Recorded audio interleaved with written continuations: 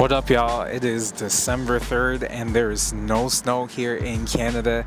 I'm actually at Toys R Us right now, and literally what I'm doing today, it's for a business networking event that I'm picking up a toy that has to do with my career, what I do as a videographer, photographer, filmmaker, all that great stuff and whatnot. So I'm seeking to get something camera related from Toys R Us for a kid. It's for a charity, and as I'm picking out this toy, I thought of how I found it very hard to get any type of gear because there were so many different options, and because there were so many different options, I was trying to figure out what best works for me.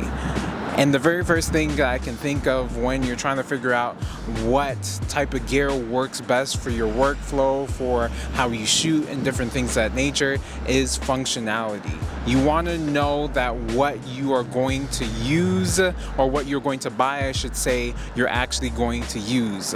So I know that because I'm shooting a lot of commercial stuff in particular, and it tends to be not like super high-end like Netflix type stuff, that I don't need a red camera. My Canon R5 is great, but I also know that my Canon R5 has limitations that the Sony FX3 doesn't have. Like, Sony FX3 can shoot really great low light. So am I thinking of switching to the Sony line of cameras? Possibly, yeah. I might be thinking of switching to Sony only because it offers something in functionality that my Canon R5 doesn't.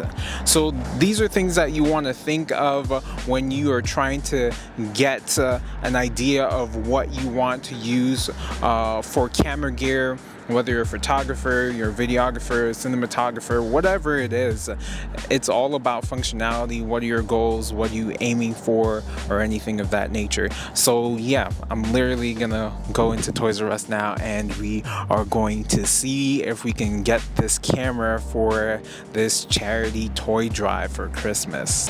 Thinking of going with a Funko Pop. Yes, I think I found it. I'm gonna go with M'Baku. Yes.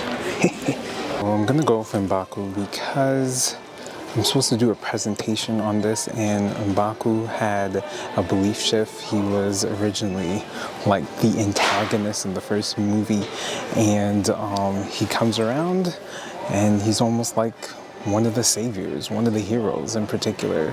Not one of, he definitely was one of the heroes in particular. So I am gonna go with M'Baku because I'll be able to explain it. It is a film, and I have a camera. I make films, documentary films, but they're still films, and this is a film, so that's the connection.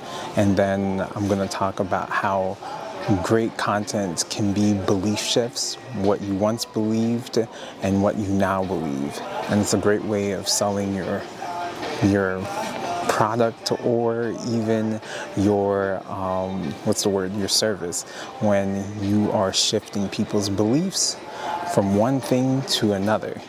You end up having a customer for life. So yeah, does that make sense? Let me know down in the comments. Is that all for you today? Yeah, so that is essentially it. Think of the functionality before you buy anything, because that will most likely save you a whole lot of money. Because I can't lie, I probably have bought a few things that I wasn't thinking of the functionality, and I didn't end up using them. So yeah, think through the functionality. That's what I do. And I have my gift for the charity drive. I'm going to have to finagle my way to make it relevant, but it's a film, right? And I shot my first short documentary film, so that connects, right? Either way, I'll see you tomorrow.